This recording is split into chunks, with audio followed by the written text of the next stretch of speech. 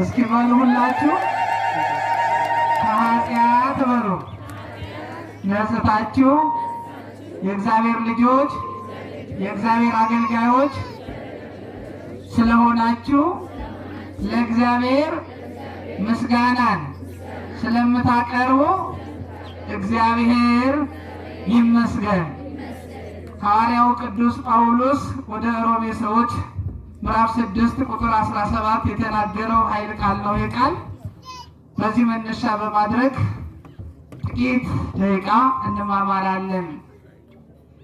ታቦተ ሕጉ ከመንበረ ክብሩ ተነስቶ እኛን ሊባርክ ሕዝቡን ሊባርክ ምድሪቱን ሊባርክ ዝናበ ምሕረቱ ጠለ በረከቱ ወርዶ ቡቃያው በቅሎ እንዲሁም ቡቃያው አፍርቶ አዝማራው ጎምርቶ ለጤና ቀለብ እንዲሆንልን ታቦተ ሕጉ ይወጣና ምድሪቱን ይባርካል።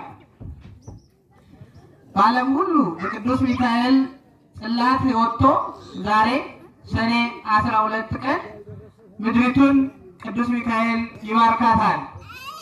ቅዱስ ሚካኤል እንግዲህ ተውቦ ምሕረት ይባላል። ተውቦ ምሕረት ማለት ምሕረት የሚለምን የምሕረት ቃል ኪዳን ከእግዚአብሔር የተሰጠው መልአክ ነውና ተውቦ ምሕረት ነው። ምሕረትን የሚለምን አባት ነው።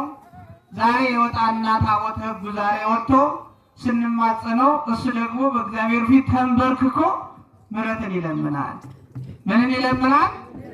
ፍቅር እንዲወርድ፣ ሰላም እንዲመጣ፣ አዝማራው እንዲጎመራ፣ እኛም በልተን እንድንጠግብ፣ ሰጥተን እንድንጸድቅ ቅዱስ ሚካኤል ተንበርክኮ ከእግዚአብሔር ፊት ምሕረት ይጠይቃል። እግዚአብሔር ምሕረትን ካልሰጠው ምሬልሃለሁ ካላለው አይነሳም። ስለዚህ የቅዱስ ሚካኤል ምልጃው፣ ጸሎቱ፣ በረከቱ፣ ጥበቃው አይለየን አይለያችሁ። አሜን በሉ እስኪ። እና ኃጢአትን ትታችሁ ከኃጢአት ነጽታችሁ ጸድታችሁ እግዚአብሔርን ስለምታመሰግኑ የእግዚአብሔር አገልጋይ ስለሆናችሁ ስለ ቃሉ ስለተገዛችሁ እግዚአብሔር ይመስገን ይላል ሐዋርያው ቅዱስ ጳውሎስ እንደነገርኳቸው ወደ ሮሜ ሰዎች ምዕራፍ 6 ቁጥር 17 ላይ። ዛሬ ብዙ ነገሮች የተከናወኑበት ዕለት ነው። ቅዱስ ሚካኤል ብዙ ነገሮችን ያከናወነበት ዕለት ነው። የኋለኛው መምህር ማጠቃለያውን ትምህርት ስለሚሰጡ ከኔ ጋር የምንቆየው አንዱን ታምር አንስተን ነው የምንቆየው። ከኔ ጋር አንዱን ታምር አንስተን ነው የምንነጋገረው። ዛሬ እንግዲህ ጣዖት የተሰበረበት ዕለት ነው። ዛሬ አንዱ ዕለት ማለት ነው። አንዱን በድርሳኑ የሰማነውን በኋላ ተጋባዡ መምህር ስለሚያስተምሩት የአስተራኒቆስ የአፎሚያን ታሪክ ስለሚያስተምሩት እኔ ጋር ደግሞ የምንቆየው ደግሞ ዛሬ ጣዖት የተሰበረበት ዕለት ነው።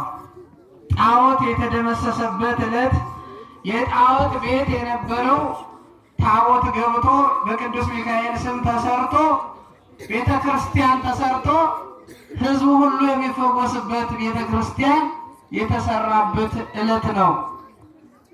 በአንድ ታላቅ አባት በአንድ ታላቅ ምሁር ለእስክንድሮስ በሚባል ጳጳስ አማካኝነት ጣዖት የተሰበረበት ዕለት ነው። ደስ ይበላችሁ። ክብርና ምስጋና ለመድኃኔዓለም ይሁን። የሚገርም ነው። ሰዎች ከመቶ ዓመት በላይ ለጣዖት ትልቅ ቤት ትልቅ አዳራሽ ሰርተው ብዙ በጎች፣ ብዙ ላሞች፣ ብዙ በሬዎች እያረዱ ለሰይጣን ለአጋንንት መስዋዕት እያቀረቡ ዓይን እያለው የማያየውን፣ ጆሮ እያለው የማይሰማውን፣ እግር እያለው የማይዳስሰውን፣ እግር እያለው የማይገሰግሰውን ጣዖትን እያመለኩ ብዙ ደስታና ፌስታ እያደረጉ ክብረ በዓል እያከበሩ ብዙ ዘመን ኑረዋል። በዛም መካከል ብዙ ጳጳሳት አልፈዋል። ያ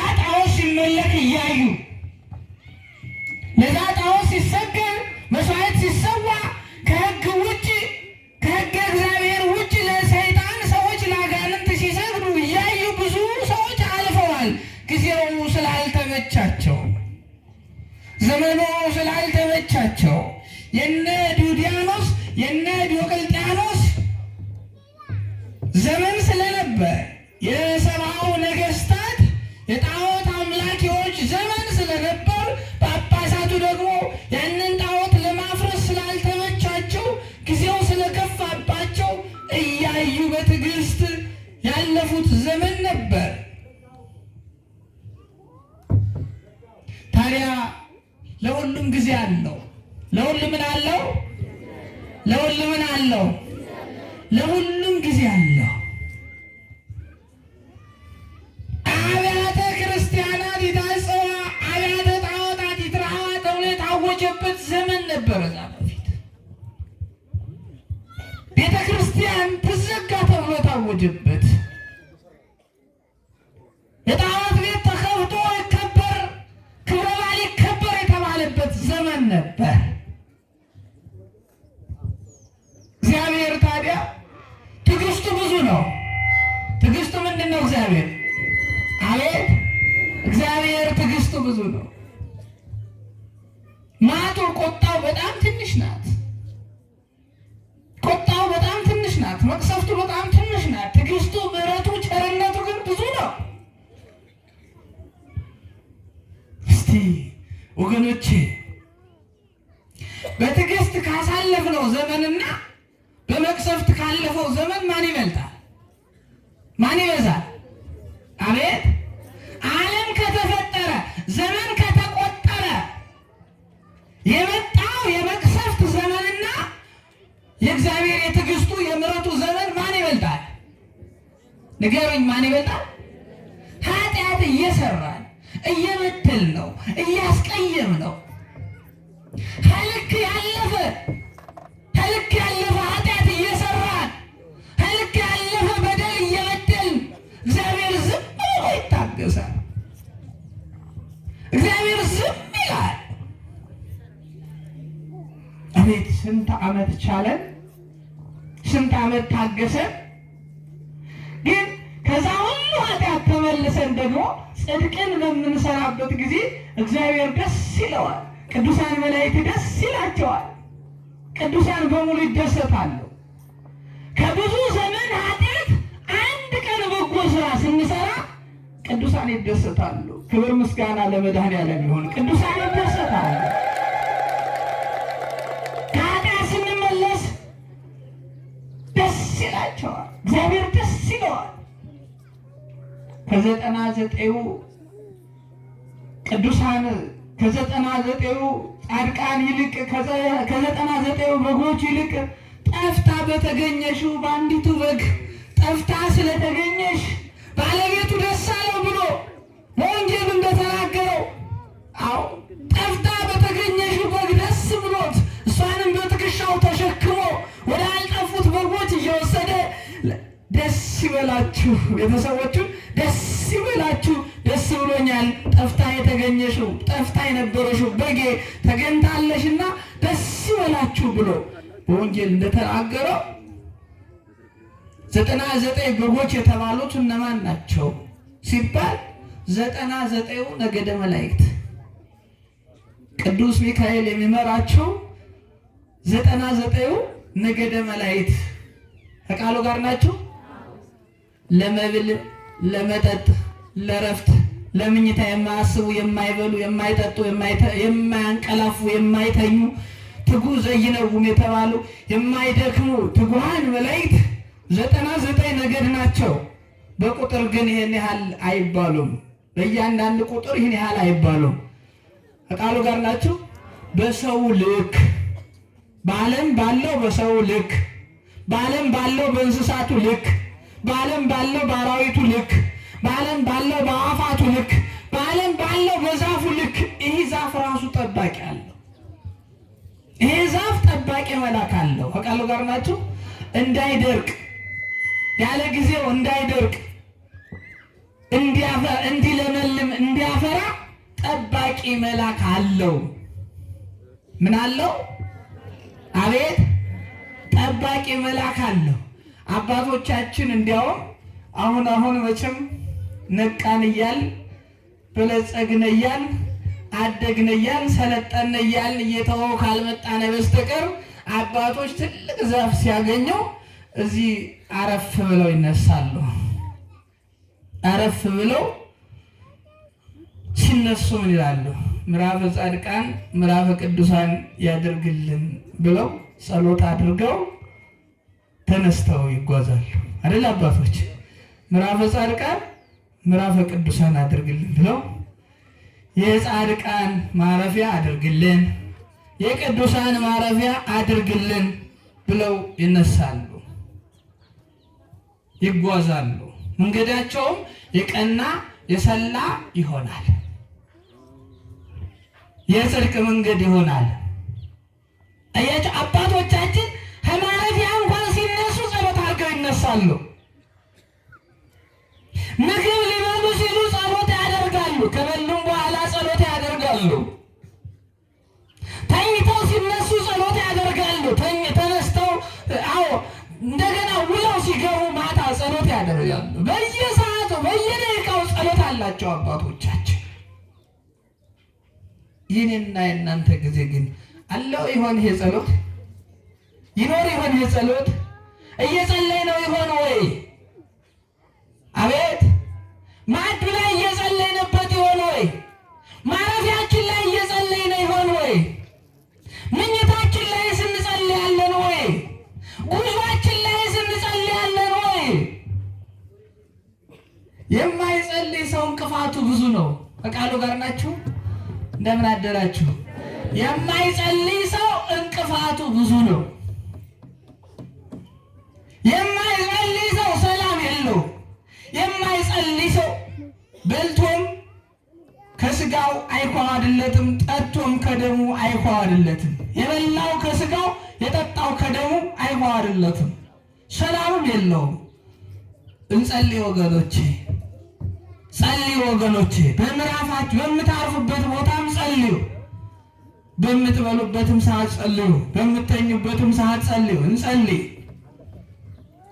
በጸሎት ኃጢአት ይደመሰሳል። ምን ይላል? አጋንንት ይሸሻል፣ ኃጢአት ይደመሰሳል። በጾም ወበጸሎት ይሰረይ ኩሉ ኃጢአት። በጾም በጸሎት ኃጢአት ሁሉ ይደመሰሳል። ኃጢአት ምን ይላል? አቤት። ስለዚህ የእግዚአብሔር ልጆች በዛን ሰዓት በአባቶቻችን በዛን ሰዓት አባቶቻችን የተጨነቁበት ኦርቶዶክስ ተዋሕዶ ሃይማኖት የማትከበርበት ቤተክርስቲያን የማትከበርበት ሰዓት ነበር። ነገስታቱ በሙሉ ለጣዖት ተገዦች ነበር። ደጉ ዘመን ሲመጣ ደግሞ ማንም የሚባል ሹም ተሾመ። ቆስጠንጢኖስ የሚባል ሹም ተሾመ። ቆስጠንጢኖስ የሚባል እግዚአብሔር የሚወደው እግዚአብሔር የመረጠው የተገፋች ሴት ልጅ። እስቲ ሁላችሁ አሁን ጾም ነው፣ ከቃሉ ጋር ናችሁ? ለምን አወሳኸው እንዳትሉኝ እንዳትቀጡኝ፣ ጾም ነው። ቅቤ በሉ እስኪ ሁላችሁ ተናገሩ። ቅቤ በሉ ተናገሩ። ስለተገፋ ድጋሜ ስለተገፋ አናት ላይ ወጣ። ከምን ላይ ወጣ? ምን ስላለ? ምን ስላለ? ስለተገፋ። የዚህ ደግ ሰው የቆስጠንጢኖስ እናት የተገፋች ሴት ነበረች።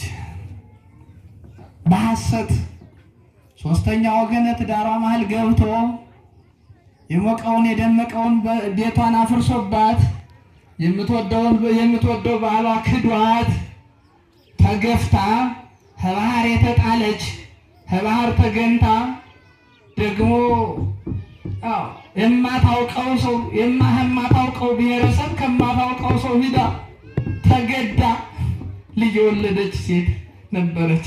በዚህ መሀል የተወለደው ልጅ ግን እግዚአብሔር ሰው ነበር። ክብርና ምስጋና ለመድኃኔዓለም ይሁን።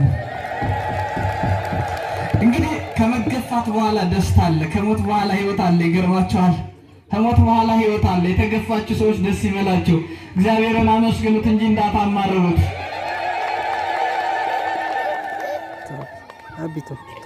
ከስደት በኋላ ደግሞ ከስደት በኋላ ታሪክ አለ፣ ሌላ ታሪክ አለ። ከስደት በኋላ ሌላ ታሪክ ያመጣል እግዚአብሔር። ታሪኳን ቀይሮታል። ታሪካችን ይቀይርልን። የእሌኒ ንግሥትን ታሪክ የቀየረ አምላክ እግዚአብሔር ታሪካችን ይቀይረው። አሁንም ታሪኳን የቀየረላት ሴት ናት። በልጅ የባረካት በልጆቻችሁ ይባርካችሁ፣ በልጆቻችን ይባርከን እግዚአብሔር።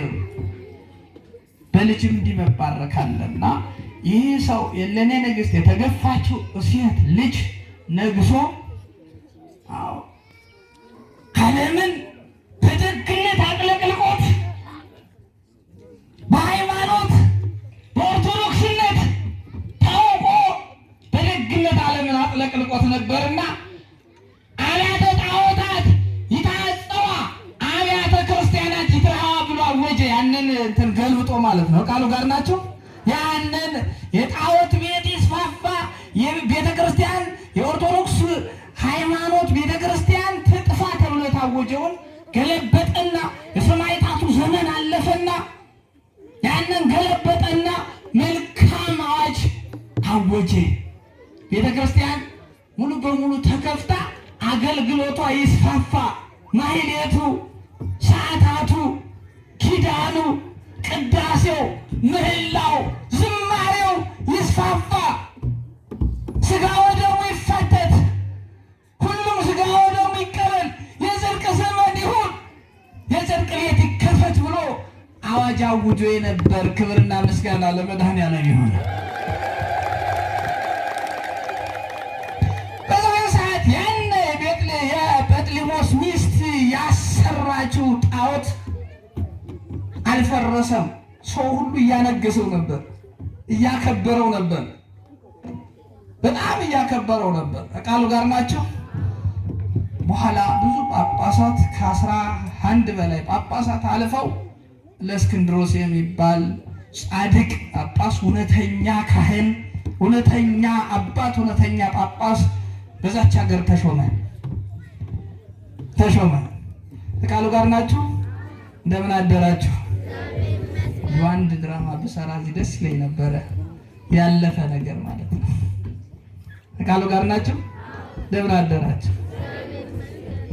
አባቶቻችን ጊዜ እንዲህ ነበር። ዛሬ ለምሳሌ ሰኔ ነው። ከፊታችን የአንድ ሐዋርያ ባል አለ። ማን ነው አባታችን?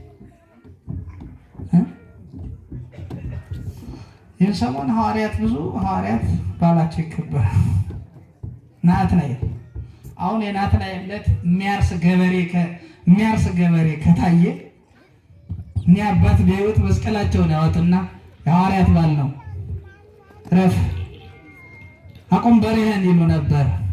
ዛሬ ሳለ አባቶች እናገራለን። አቤት ዛሬ ሚካኤል ነው አይደለ? የውግዘት ባል ነው። እዚህ እኩል አንድ ፎቅ ድንጋይ እየተቀጠቀጠ ሲሚንቶ እየተወካ ፎቁ እየተሰራ እንጨቱ እየተጠረበ ብታዩ እናገር ትችላላችሁ? ይህን ጊዜ ያሳልፍልን መድኃኔዓለም።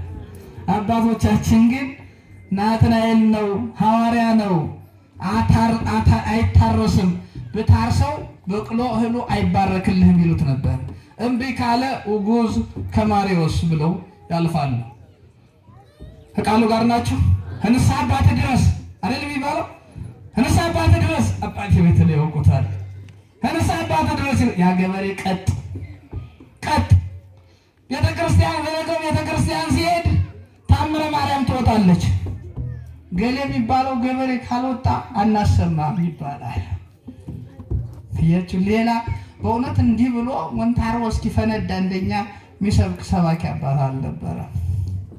ቃላቸው ስሙር የሆነ አንድ ቃል ተናግረው የሚያሳምኑ፣ አንድ ቃል ተናግረው ለንስሐ የሚያበቁ፣ አንድ ቃል ብቻ ተናግረው እርማት የሚሰጡ አባቶቻችን ነበሩ።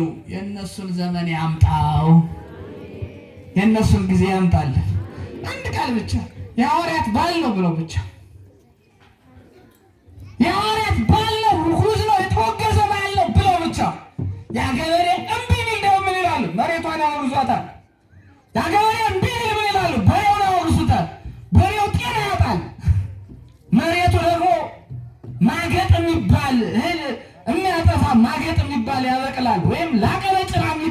አለ። እህሉ ይጠፋል ካወገዙት 7-8 ዓመት እህል ይጠፋል እዛች መሬት ላይ። ከቃሉ ጋር ናቸው። እንዲህ ነበረ አባቶቻችን። ዛሬ ግን ዝም ዝም ዝም ዝም ሆኗል። ምክንያቱም አባቶች ማለት አያቅታቸውም ነበር። ተነስተው ዛሬ ሐዋርያትን ሰርተዋል። ታምረ ማርያም ንስሐ ካልገባህ ታምረ ማርያም አሰማም ቢሉ ተው እንጂ እዛ እኩል አዳራሽ አለ አይደል እንዴ የሚጨፈርበት ገላ ሰዶ የሚጨፈርበት አርሮ የማይባልበት አብይ ጾም ጾመ ሐዋርያት የገና ጾም ፍልሰታ ጾመ ድነት ገሃድ የማይባልበት እንደ ልብ የሚበላበት እንደ ልብ የሚጨፈርበት አዳራሽ አለ አይደል እንዴ ወደዛ ሄዳለህ ይላል። አሁን መቼም ዓለም ያለኔ ነው። ዓለም ያለኔ ወለተ ማርያም ገብረ ማርያም ገብረ እግዚአብሔር እንደው እንድች ስትባሉ አጸድቁ ማርያም ገራጅ ዝም ብላችሁ ቆርጥ ብላችሁ ወደ ሃይማኖታችሁ ግቡ። ያ ደግሞ ኋላ አይጠቅምም። አሁን መጨፈሩ ኋላ አይጠቅምም። ከቃሉ ጋር ናችሁ። ቅድመ ትጥም ኃጢአት ከመ እም አጉሽታር እንደ እናት ጡት ቅድመ ትጥም ኃጢአት ከመሃሊል እንደ እናት ወተት ትጥምህ የነበረችው ድህረ ትመርር ኋላ ግን ምን ትላለች? ትመርሃለች። ይህ የጭፈራ ቤት ኋላ ሊጠቅምህ አይችልም፣ ሊጠቅምሽም አይችልም። ተው ለእስክንድሮስም እንዲህ ነው ያለው። ታውት ነው ያለው። ይህ አይጠቅምም ነው ያለው። ኑሮም አይጠቅምም አይጎዳምም ነው ያለው። ከቃሉ ጋር ናቸው። ስለዚህ የጭፈራ ቤት የሚጠቅም ቤት አይደለም። እውነቱን ተናግረን ተመሻው ነገር እውነቱን ተናግረን። ስለዚህ አሁን የጣዖት ቤት እንደነገሰ ነው፣ እንደገነነ ነው። አባቶችን ደፈር በሉ፣ ተናገሩ። እንዴ ካለ ይሄድ አንተ እዳህን ተዋጣ፣ ሸክምህን አውርድ። እንዴ የገብረ ማርያም ንስሐ አባት ተብለህ የእሱን ኃጢአት ተሸክመህ፣ የወለተ ማርያም ንስሐ አባት ተብለህ የእሷን ኃጢአት ተሸክመህ እንዴ እዳው ወደ ላቱ ተናገር፣ አስተምር፣ ንገረው፣ ባለው በለው። አሁን የውግዘት ባል የትኛው ተከበረ? ማንኛው ተከብሯል? ከቃሉ ጋር ናችሁ። እንደው እግዚአብሔር ይመስገን ቅዱስ ሚካኤልን ግን ይፈሩታል። እንዴ ይፈሩታል። እሱ እኮ ሮሮ ነው፣ ግን በጣም ይፈሩታል። ከቃሉ ጋር ናችሁ። በጣም ይፈሩታል። እሱ እኮ ተወው ምሕረት ነው፣ ግን ቅዱስ ሚካኤል ይፈሩታል። እስካሁን አልደፈሩትም ብዙዎቹ። ማርያምን ወላዲተ አምላክን እማ አምላክንማ ተውት። አቃላይዋ በስቷል፣ ግን ያገኘዋል። የሐዋርያት ባልማ የለም። የሐዋርያት ስራ እያሉ ያስተምራሉ። የሐዋርያትን ባል ያቀላሉ፣ ይደፍራሉ። ስለዚህ እስኪ እውነቴን ነው ይሄን ያልክበት ለምንድን ነው በሉኝ። ከቃሉ ጋር ናችሁ። ማቱ በዛ፣ ረሃቡ በዛ፣ ችግሩ በዛ፣ ሞቱ በዛ። ምን ሆኖ ይሆን? ምክንያቱ ምንድን ነው? እስኪ ጠይቁን፣ እናስረዳችሁ። ከቃሉ ጋር ናችሁ። አንድ ባል ሲሻር ምን ያህል መቅሰፍት እንደሚያመጣ እኛ ድሮ ፍየል ስንጠብቅ እዛፍ ተሰቅለን በበዓል ቀን ቅጠል ከቆረጥን እዛፍ አወርዶ ነበር የሚፈጭ። ቶሎ እንቆነጠጥ ነበር። ዛሬማ እግዚአብሔር ዝም አለ፣ ታገሰ። እንደነ ዱዲያኖስ ዘመን ዝም አለ፣ ታገሰ እግዚአብሔር። እኛም አበዛ ነው። አሁን ግን የማንችለው ሞት መጣ፣ የማንችለው ረሃብ፣ የማንችለው መቅሰፍት። ዛሬ አሁን ሞኝና ዝናብ ከተማን አይለቅም ተብሏል። አዲስ አበባ ይዘንባል እንጂ ዛሬ በቃያ በቅሎ አዝመራ በሚዘመርበት ሀገር ብዙ ሀገር ግጥጥ እንዳለ ፀሐዩ እሳት እንደሆነ ለምን ይሆን? ከቃሉ ጋር ናችሁ? የውግዘቱን ባልሸራነ ባል ተወግዘናልና የተወገዘ ሰው ረብ የለውምና የተወገዘ መሬት ረብ የለውምና የተወገዘ እንስሳም ረብ የለውምና ማቱ መቅሰፍቱ ሞቱን በዚህ መጣ። አንዱ ማለት ከቃሉ ጋር ናችሁ? ሁለተኛው እናት አባት ባለማክበር፣ እናት አባትን ባለማክበር አባት ፊት ከእናት ፊት ጮልጮል ስለምትል ከእናትሽ ከአባትሽ ፊት ጮልጮል ስለምትል የወጡን ራስ እንኳን ጠቅሰህ ስለምትበላ ማንም እኮ አባቱ በፊት ማዕድ የሚቆርስ ሰው አልነበረ። እኔ ጥቂት ዘመን አምጥቼ ነው ከዛ ማወራችሁ። ጥቂት ዘመን አምጥቼ አሁን ወደ 50 ዓመት ልገባ ነው። ጥቂት ዘመን ስላመጣው አይቻለሁ። ድሮ አባት ማዕድ እንኳን ሲበላ ልጅ መብራት አብርቶ ነበር፣ ቁሞ ነበር። እሺ እና ዛሬ ጣዖት ፈርሶ ሰዎች ከኃጢአት ነጽተው እግዚአብሔርን ያገለገሉበት እግዚአብሔርን ያመሰገኑበት ለእስክንድሮስ ያንን ጣዖት አፈርሱ፣ የቅዱስ ሚካኤልን ቤተክርስቲያን ሰራላችኋለሁ፣ የቅዱስ ሚካኤልን ጣዖት አስገባላችኋለሁ፣ መስዋዕተ እግዚአብሔር ይሰዋበት። ይሄ ላሙ በሬው ለጣዖት የሚሰዋው ሰዎች ምን ብለው ነበር መሰለህ? ብድግ በሉ፣ ጣዖት እየወጣ ነው፣ ብድግ በሉ። ሰዎች ምን አሉ? ያንን ጣዖት ሂዶ ይሄ እኮ መልካም አይደለም፣ ይሄ አሰራር ጥሩ አይደለም ተው ሲላቸው፣ ይሄ ልምዳችን ነው፣ ክብረ ባላችን አታስተዋል፣ አንተ በፊት ብዙ ጳጳሳት አልፈዋልና አንተውም ሲሉት ከቃሉ ጋር ናቸው። ስለዚህ ተው ሲላቸው አንተውም አሉት። ለምን ሲላቸው ክብረ ባላችን ልምዳችን ነው። ይሄ ክብረ በዓል አዎ ይከበራል፣ ግን ቅዱስ ሚካኤልን ታቦቱን አስገብተን ቤተክርስቲያን አድርገን እናከብረዋለን ብሎ ያ ጣዖት ፈርሶ ያነ ሰይጣን ተደምስሶ የእግዚአብሔር ቤት የሆነበት ዕለት ነው። ደስ ይበላችሁ። ክብርና ምስጋና ለመድኃኒዓለም ይሁን።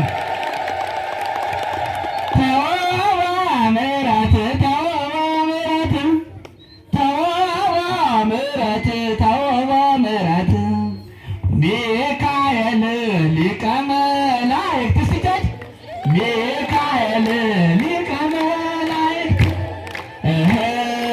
ሚካኤል ሊቀ